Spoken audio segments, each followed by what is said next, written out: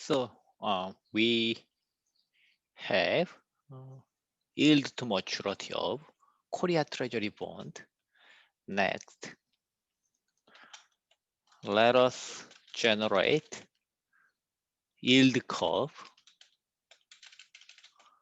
Yield curve meaning spot rate. Spot rate is basically spot rate, which is YTM of zero coupon bond. Simply zero coupon bond. Okay. So we have non-zero coupon bonds, yield of coupon bond. So we have to transform yield of coupon bond into the yield of zero coupon bond. In order to do that, we need a bootstrapping procedure. We will use bootstrapping procedure to transform coupon bond YTM to zero spot rate. Okay, spot rate. Okay. So let's call them as risk-free rate. So risk-free is basically, first let me fill this one is 0, NP 0, and the T multiplied by 4, because we have information for every 3 months. So it's a quarterly. So 7 year multiplied by 4. So let's make 24. And then let's first fill everyone into the minus 100. Okay, minus 100. So risk-free looks like this one. Fill minus 100. And then the very first one is the same to yield to maturity, the first one. Is basically same to YTM of the very first one, same. But here, since we will use a continuous spot rate, so we will do continuous spot rate. So let me make it continuous. So we have to add 1 and then take log. So to make it continuous to NP, okay? So risk-free will be look like this one. Okay, so very first one 0 and other is minus 100. And then let's define the par value. Define of the par value bond, and then we fill the seed N. Okay. So seed is our guess. N is maturity. And then let's say big T. Inside the function, it is like we have maturity of the chosen maturity N. We have maturity. Here, maturity looks like this one. Maturity is this one. So maturity looks like this one. So maturity, for example, 3 is 1. Maturity 4 is 1.5, something like that. Maturity N. Good. Sorry, it is the, it's always confusing. It is square bracket N. And next, initial price, let's say it is 0. Okay. And then cash flow, number of bucks is basically T multiplied by, right? T multiplied by 4, right? Because we have a quarterly rate, okay? So you can divide by 0.25, same. Of course, it should be I regarded as integer value, okay? Integer value. So this is number of cash flow. number of cash flow every quarter.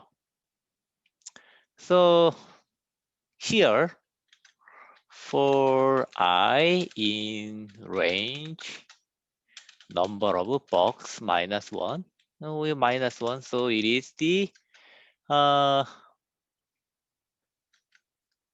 cash flows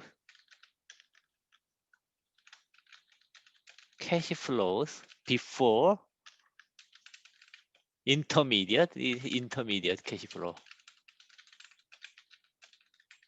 intermediate cash flow. So what we are basically wanna do is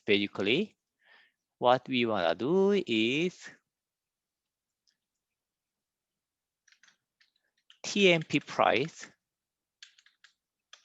our intermediate value. So this is intermediate value. This is a intermediate value. So intermediate value is, of course, accumulation. So plus, okay, TMP price, okay, and then price, and then we have to add cash flow, right? So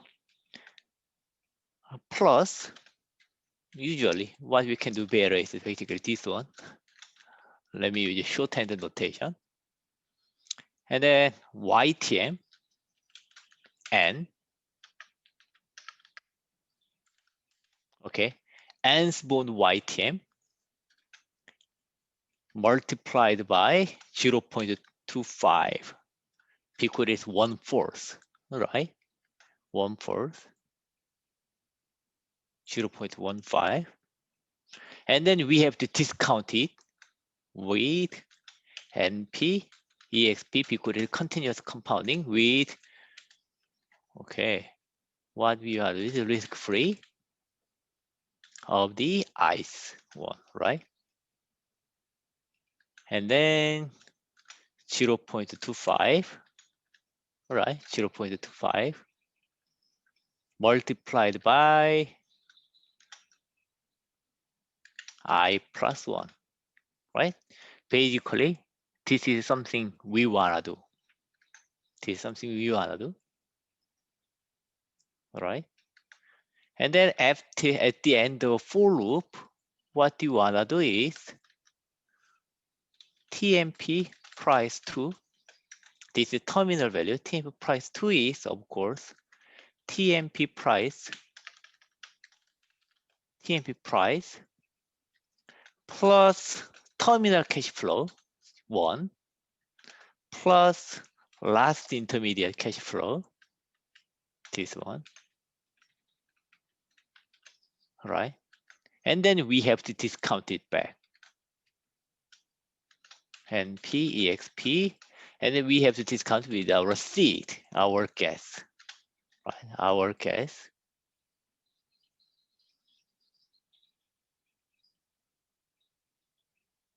And then here, our gas. And then we have to do T, right? Last maturity. But thing is that we don't know intermediate yield to maturity. So in this case, so this is what you are to do. So if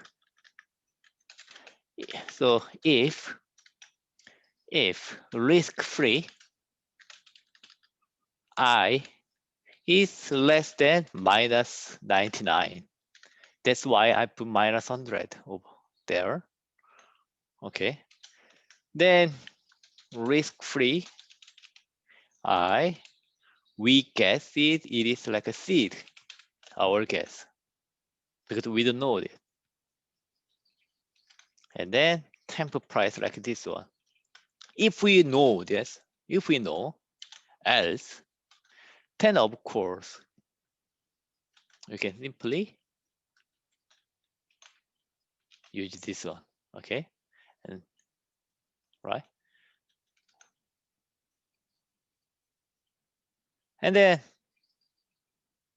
terminal period yield is, of course, risk-free, the terminal one,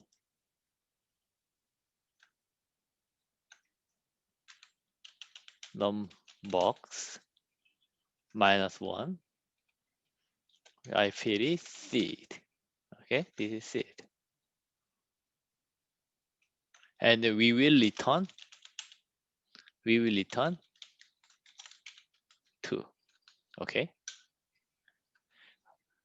And then if our guess is correct, then it should be exactly 1. So this is the -1 is basically return pricing error.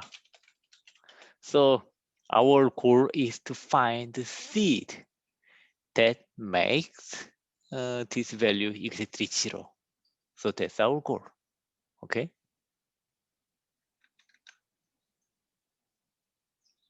So let's test.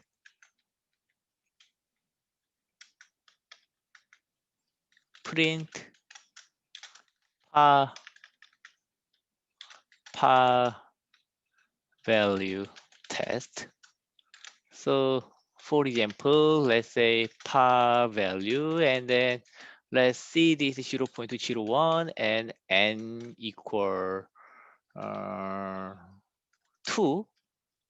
Then we would have something like this one. Okay.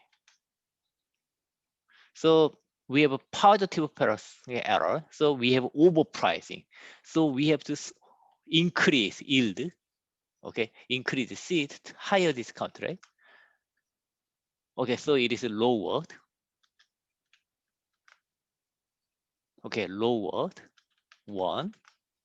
Okay, now it is minus. So the value is somewhere between 0.0, how about 5? So value is somewhere between 0.005 and 0.001, somewhere like this one. So the correct value is somewhere like that. Okay. So we find bootstrapping algorithm to find the spot rate or the yield of zero coupon bond.